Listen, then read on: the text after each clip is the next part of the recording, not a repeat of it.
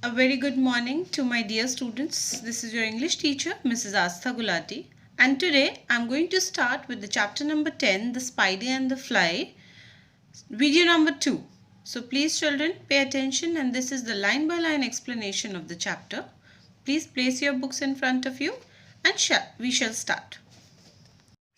The Spider and the Fly.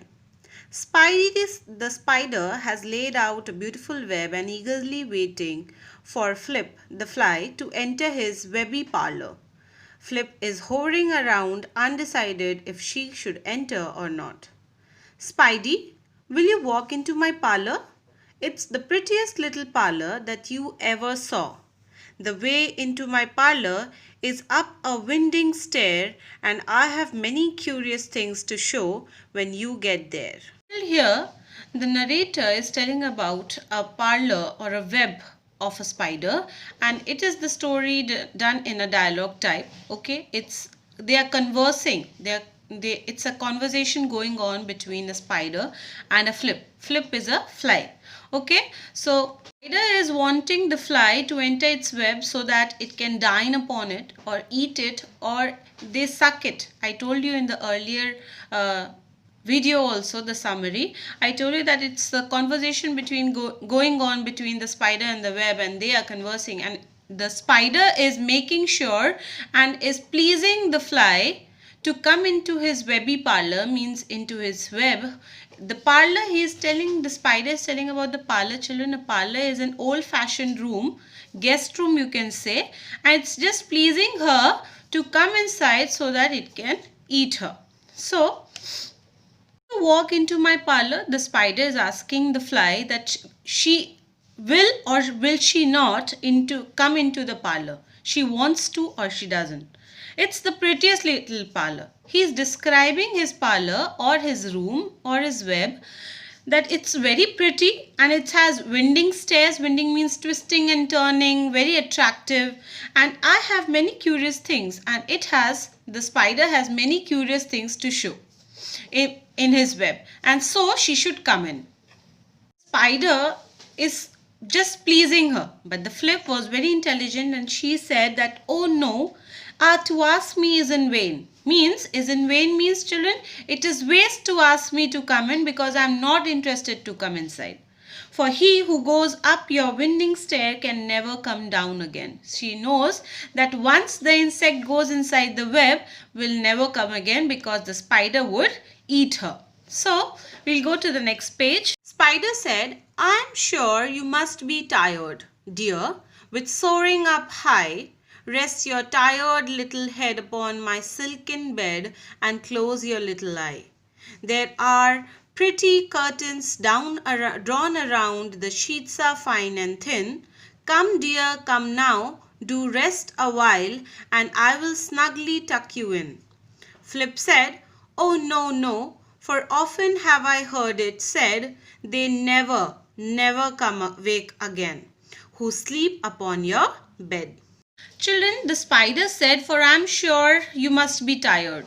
The spider asked the Flip, or said that she must be tired flying around here and there, and so she should come up high here in the web and rest a little bit. So he is describing his bed like silken bed and closed your little eye. There are pretty curtains. He is describing the room, his bedroom, like it's the pretty curtains are drawn in his room, and sheets are also very fine and thin. So she must come in and rest a while, and he will tuck her in, means he will close her in, or he will comfortable. But Flip again was not did not give her consent. She was not interested to go inside the web, and she said, oh no, no, for often have I heard it said, they never wake up again. Means she knows that once the fly goes inside the web, they never come up again. Means the insects, they talk around and they talk among themselves and says all these stories, and she has heard it. And who sleep upon your bed will never wake up again. Means whoever comes into your web and sleeps there according to you will never come up again. Okay children, let's go to the next paragraph. Spidey said, "Oh my dear, dear friend, what can I do to prove the warm affection I have always felt for you? I have within my pantry good store of all that's nice. You know you are welcome, very welcome. Come please, just take a slice." Flip said, "Oh no, no, kind sir, that cannot be. I have heard what's in your pantry and I don't wish to say." Here again in the next paragraph, the spider wants to just please her again in the other words, kind words what he said, just to make the fly come in and so that he can eat her. He said, "Oh my dear friend, how can I do prove the warm affection I have always felt for you?" Means he was showing that he was so kind and so helpful, and he was worrying about her, that she must be tired and how much love he has for her. But that was a fake, children. I already told you that you must be aware of fake people. So the spider was very ostentatious, means he was always showing off.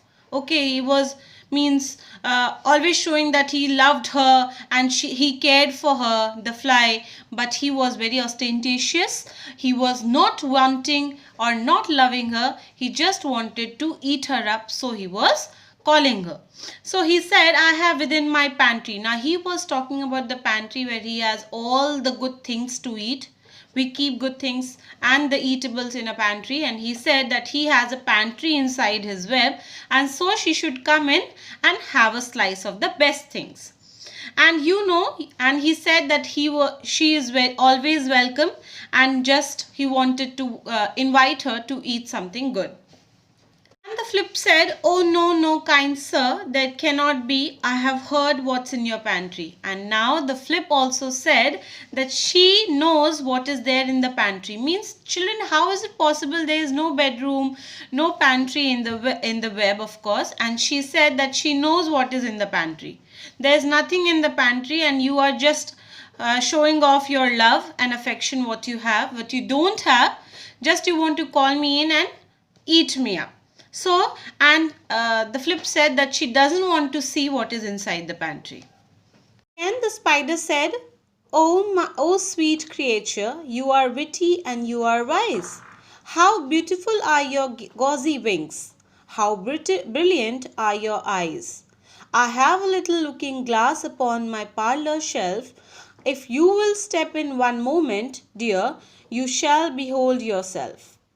Flip said, "I thank you, gentle sir, for what you are pleased to say, and wishing you good morning now, I will call another day." Then the Spidey has just many adjectives. These are all, children, what the describing words he is telling about the fly or the flip. You can understand they are adjectives. Adjectives are the describing words, and he has used many adjectives. We will discuss it in the class. So here he said, "Oh sweet creature, you are witty and you are wise." Means, witty means he is very intelligent, and she says in very clear and funny way all the things which she wants to send. She is very wise, means she is very intelligent, thinking always about the good and bad. And so he says, and she has beautiful gauzy wings. Gauzy wings means, children, very thin and light. Okay, so how brilliant are your eyes. He is always keeping on praising her and praising her. Just, children, whenever someone praises us, we always get attracted towards them. This is what the narrator is asking us not to do. We should not be praised, and in a flow we should go to the other person whom we don't know. So here the Spidey said she has gauzy wings and brilliant eyes, but she has again rejected. He also said that he has a looking glass for her to see into the mirror and praise her beauty. But she again said, "I thank you, gentle sir, for you have pleased to say." Means, children, she was very intelligent. We all are very intelligent, we all are very wise, but at a certain moment we just forget everything and go with the flow.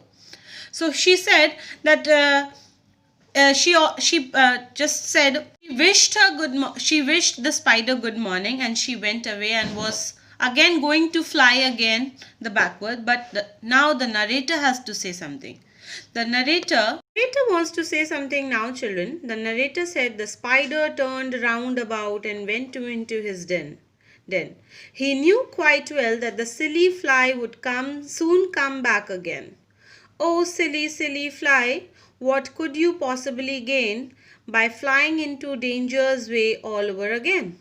The spider quickly wove a subtle web in a little corner sly and set his table ready to dine upon the fly. And then out he came to his door again, and merrily did he sing, for he just wanted to get hold of that thing with gauzy wings. It has a message for us, children, and these words are very a thing to be remembered always, that the spider turned around about. Okay, the spider went to his web, but he knows that this fly will come here again, and the silly fly would forget everything and enter his web. He knew well that the silly fly would return to his web again, and he started weaving a subtle web. Subtle web, children, means a thin web that the fly couldn't see and just get trapped into it. And he set his table ready. He knows that the fly would come here again.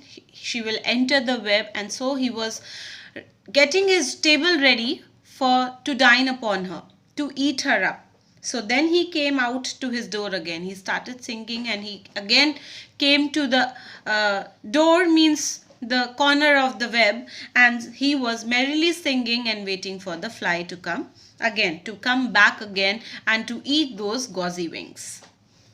Again the spider said, "Come here, pretty fly with a pearl and silver wing. Come listen to the pretty song that I for you do sing. Your robes are green and purple. There's a crown upon your head. Your eyes are lit like the diamond bright, but mine, oh, they are as dull as lead." Flip said again, "Oh my, you do say the loveliest things. I will come in by and by.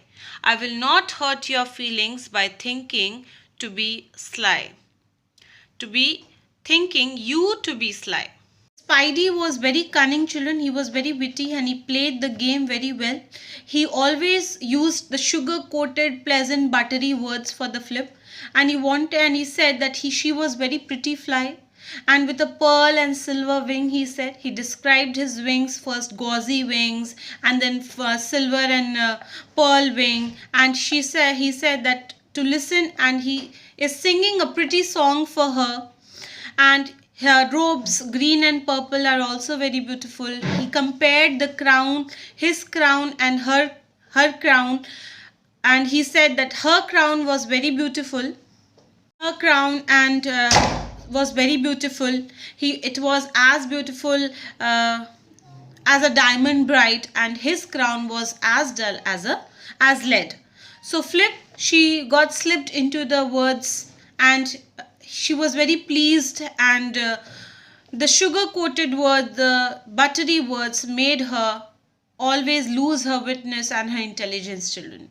When someone praises us, and what we do, we just think upon that he is so cute, he is so good, he can't hurt us, or she can't hurt us. But children, all these kind words are not true. They are false words just to make us, or to do something with us, or to hurt us in any way, children. So we should not go with these words, and we always should be talking to our parents about this.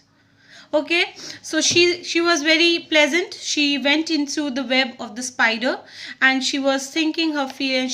She said that she cannot hurt his feelings anymore, and she should be coming in. So Spidey, come dear one. So Spidey at the end said, "Come dear one with brilliant eyes and green purple hue. Your crowded head and gauzy wings, there's none so pretty as you." The narrator at the end wants to say that alas, alas, how very soon the silly little fly, hearing the flattering words, came slowly flitting by. With buzzing wings she flew around, nearer due at last. Up jumped the cunning spider and fiercely held her fast. He dragged her up with his winning stare into his dismal den, and she will never come out again. And now, dear little children, who may this story read, to idle, silly, flattering words take care to never pay heed. To an evil counselor, close your heart and ear and eye, and take a lesson from this tale of the spider and the fly. Children, what do we learn from the story The Spider and the Fly?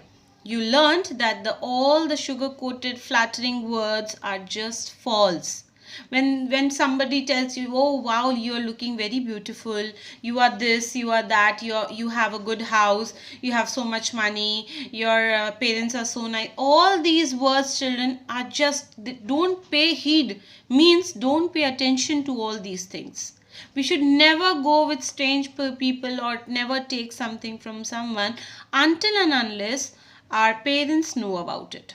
So all these words are just fake and flattering, just to make us do something for them or to take anything from us. So here we come to the end of the explanation, children. I hope you all loved to hear this story and you will enjoy the story, read again and be ready for the next class. Thank you all for hearing.